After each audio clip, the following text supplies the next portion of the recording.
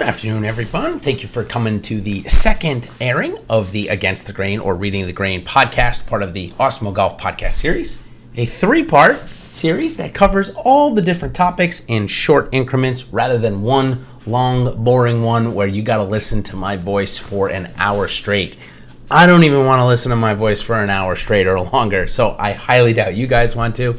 So thanks for coming and joining. If you are joining me for the first time and didn't catch it last week, what I do in this article is go over the projected ownership what I do in this podcast is I go over the projected ownership that I give away in the Against the Grain article. I break it out into four pricing sections, 10K and above, 9 8K, 9 through 8K, 7K, and below 7K. I also give the top 10 projected ownership from Awesemo, who are one of the best. Last week had a solid 87 relative to square rating in their terms of their projection, which is very good with such a big field and such a disbursement. So let's go ahead and jump right in. But before we do, we're giving a podcast giveaway. Awesemo Plus Weekly Pass. You got to subscribe as your step one. And step two, rate and leave a 5-star review of our channel with your Awesemo Plus username or Twitter handle. We'll be doing that drawing later on in the week. All right, so let's go ahead and jump right in to the top price section this week, which goes back to, as I mentioned on the podcast last week, if you listened, there was only 4 golfers they priced over 10K, and they threw Rory up real high, 11-8. So instead this week they brought Rory really far down, but added 2 guys above 10K, being Xander Schauffele and Collin Morikawa. So they have 6 total. Other than Schauffele and Morikawa, it's Jon Rahm, Bryson DeChambeau, Justin Thomas, and Rory McIlroy, the same 4 as we got last week. A little shifting, Justin Thomas and Bryson DeChambeau go above Jon Rahm in price, and Jon Rahm slips down to 10.5 this week. Should see about total ownership of 90% from the 6 golfers. That gives us an average of roughly 15. Looks like Rory and Xander are probably going to end up being the highest, somewhere around 17%, maybe a little bit lower. I still have Bryson DeChambeau coming in at 13% as his price continues to rise. Last week he came in at 9, and that's exactly what it looked like it was going to. And now being only $600 away from Rory, my feeling, and the projections tell me this as well, that it's unlikely gamers are going to go right to Bryson in this situation. Albeit he's had some tremendous finishes. His game is purely transformed.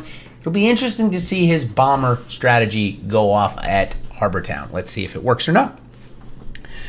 Outside of him, I believe you're going to get Justin Thomas, Jon Rahm, and Collin Morikawa, all under 15%, but none below 10%. I just don't think that with the wealth of entries going into the Millionaire Maker contest specifically, that you're going to see those guys get 10%. It's just not going to happen. Below 10%. If you're looking to go against the grain here, if you're looking to go truly, I would say again, your best bet is probably DeChambeau, but I still think he's going to come in. He was 9% last week in the Millionaire Maker. I think he's going to come in above that this week.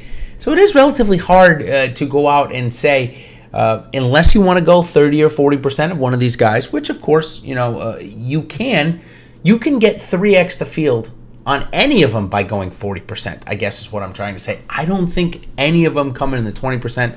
So maybe on Rory or on Xander, you'd have to get, half of your lineups to get 3x leverage. But, somewhere in that 45 to 50% range, and I think you're good with pretty much anybody. All right, moving on to the 99.9 to 8,000 range. Got 15 total golfers this week, down from the 20 that we saw last one. Total ownership is also down a little bit. 186.1 is what I'm seeing. Led by Gary Woodland and Webb Simpson. I think what we're seeing this week is a little bit more focus on the pricing section above. Last week, they only had a total ownership of the 4 of them of close to 75. So we've got 90 this week on them, 15 more percent. So the 15% comes directly out of the pocket of this range. So I've got Gary Woodland coming in above 20% with a really solid week last week and his price dropping. Same exact scenario with Patrick Reed. Really great week, price dropped. So I get Gary Woodland in at around 20%, Patrick Reed in at above 15%. Then I've got Webb Simpson also. He's got a $700 price decrease. I think Webb Simpson coming in around 17% this week. I don't think he gets up to 20 like he did last week. I don't think gamers are going to rush back into him as it just didn't look good. But I still think that plenty of people will be willing to pay for Webb Simpson yet again. The next batch of guys, in fact, the rest. So we've talked about 3 golfers. So there's 12 remaining. I'm sorry, we've talked about 2 golfers, just Gary Woodland and Webb Simpson. So we have 13 remaining. And I don't think any of them get below 10% or at least below 9%. I've got Jordan Spieth and Abraham Answer coming in right at that 9% number, whereas the rest of the guys really between 10 and 15%. I'm sure in certain contests you might see some difference, but in the Millionaire Maker, it presents an opportunity for you to go and make 40% your top owned number and get 3x of almost any of the guys other than Woodland and Simpson and maybe Patrick Reed. Sorry, I did talk about Patrick Reed, so I talked about 3. Other than them, you'll be able to go 40% and get 3x anybody. In fact, in some cases, it'll be 4x that. I think Tony Finau may go a little forgotten here with no course history and a bad week at 8,200, so he could end up coming in below 10%. Ricky Fowler, Brooks Koepka and Dustin Johnson, and see their cheapest prices in before I can remember. So it'll be interesting to see what gamers do as the course really doesn't suit Koepka and Johnson all that much. It should suit Fowler. It'll be interesting to see what they do with ownership in their regard because they're normally $1,000 more expensive than they are this week. So it'll be interesting to watch, and certainly something that if you pick it right, you could get some good leverage on.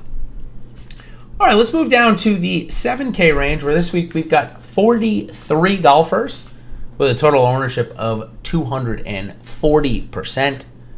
So a decent amount coming here.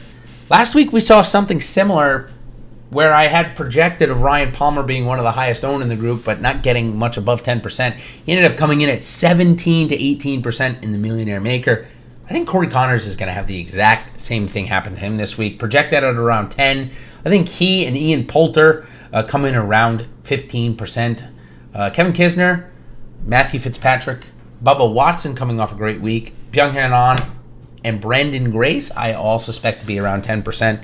And then some namesakes, Sergio Garcia and Adam Hadwin. Sergio missed the cut on the number after doubling one of the last holes. Just a brutal missed cut. Almost as bad as Matt Kuchar's, who doubled the last hole to miss the cut. Anyways, Sergio and Adam Hadwin coming in at the low 7Ks. I suspect they'll definitely get to 10% as those names are a little too, at least in Sergio's front, a little too namesake for him to get anything less than 10% owned. And then, of course, you got Jason Kokrak, who just shot up the leaderboard and came out of nowhere. I suspect Jason Kokrak will be probably 8 to 10% owned this week instead of the 1% he was last week. So certainly something else to keep an eye on for. A couple of other names that I thought were interesting in this price category. Jason Day, 7,600, cheapest price I've seen him in a while. I suspect 7% of the field will go back to that name. But still plenty of guys under 5%.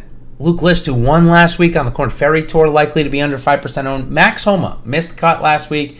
He's likely to go right back under 5%. As well as Taylor Gooch, who hasn't missed a cut in quite a while. And 2 international guys, Christian Benzenhout, who missed the cut last week, and Cameron Smith, who also shouldn't have missed the cut but did. Along with Kevin Streelman, speaking of missed cuts, and Graham McDowell. Now that I mention it, all those guys missed cut last week, and Shane Lowry, all going to come in below 5%. So if you got a bounce back week in any of those guys, you'll certainly be able to get leverage by going 15%. Okay, let's go deep dive in here for a little while as we're coming up on the 10-minute mark, which would put our total podcast this week somewhere in the 50-minute range, which is a pretty good front. Okay, so 88 golfers, but get this, only 76% total ownership because of the pricing being, albeit a little soft, and you get golfers like Koepka and Johnson at 8,600 and guys like Jason Day and company at 7,600 and below. You don't need to go down here that much. You know, guys like Charles Howell, I'm sure, who making the cut last week and played pretty decent, may get to 5%. You know, Eric Van Rooyen, who missed the cut, I highly doubt people will want to go back to him. Matthew Neesmith as a name that's been floated around a couple of times this week. Ches Reavie missed the cut. Again, a lot of these guys didn't play good last week. And gamers are just not needing to go down to this price range to make it happen. So really low ownership, especially in terms of the fact that there's 88 golfers and we're not even close to averaging 1% on them. So certainly if you want to dive down here, if you or if it seems to be that you have a read or a play that you think is good, you don't have to go more than 10% to get good leverage on the field this week. All right, so now what I'm going to do, as I did last week in this pod, is I'm going to turn over to a quick little SuperDraft segment. And SuperDraft, the sponsor of all of our audio and video golf stuff this week, thanks to SuperDraft. It is the future of daily fantasy sports, and it has arrived. Experience SuperDraft's exclusive game mode multiplier. Say goodbye to salary restrictions and hello to lineup freedom. Use your fantasy sports knowledge to draft any player you want and build your very own dream team. Countless lineup possibilities let you experience daily fantasy sports the way you want. SuperDraft offers contests in PGA, NASCAR, soon to be NFL, hopefully soon to be NBA, not likely soon to be MLB, but maybe, so that you can enjoy DFS all year round with SuperDraft. Sign up for SuperDraft today. Download their app in the App Store or play at superdraft.io. SuperDraft, no limit, more winning. Gotta love that. The promo code we're using is Awesemo. Get your deposit more than $10, and you're going to get some free super cash, so gotta love that. All right, so what I did last week was I highlighted, and granted, even though ownership was pretty high on this guy, he ended up being a really good pick at Brian Harman, was at 1.6x. Again, you can kind of depict on where people are going to try and use the leverage. So this week, a guy that I have named a couple of times, Bud Cauley, is at 1.6x. I suspect many people will click his name. However, and Brian Harman is also at 1.6x, again, as is Chesson Hadley. However, sometimes having that ownership is okay, especially in the multiplier segment, because you can go and know that you're likely to get some of the guys near or at the top at lower ownership because everyone's now catching on that they need to get in these multipliers. So one of the guys that is towards the top at 1.15x this week that I like is Hideki Matsuyama. He is priced down there comparative to his DraftKings price. He's the same as like a Jordan Spieth and Brooks Koepka. So I'll try and hope that most people will go to Bryson DeChambeau and Xander Schauffele at 1.1x and maybe stay off of Hideki a little bit. So Bud Cauley on the multiplier, who's I suspect to be pretty highly owned, but again, I don't mind the ownership there. If you are looking for a pivot down there that is giving you a high multiplier, look to somebody like Sepp Straka, who made the cut last week, is a 1.55x on a very similar course and struck the ball well. Can definitely get some leverage on him versus rostering a guy like Bud Cauley. So thank you to SuperDraft again for sponsoring the show. And if you're looking for more, or you're just more of a visual person, of course you can go ahead and check out the article Against the Grain up now and live. And I'll have, still looking for more content. We're going to have our live before lock show. Ben Raza and I are on the airwaves for the last show in the industry. We take you all the way until bedtime on the East Coast at the very minimum, or at least close to it, right up until lock, which is early in the morning tomorrow, I believe. Might even be the 6:45. So until then, everybody, be on the lookout for my winning element, which goes over my entire player pool for the week. That is the only, and I repeat, the only premium article that I put out. Every other piece of content is free. Want my entire player pool, however? Turn over to the winning element and join us on the other side today, which, of course, you're going to get our Slack chat. You're going to get so much more. The Awesemo projections, ownership projections, and projected points, which are some of the best in the industry. Awesemo was on top of a couple of PGA DFS contests last week, so come on and learn from the best. So thanks again for joining, and we will see you all on the other side. Cheers.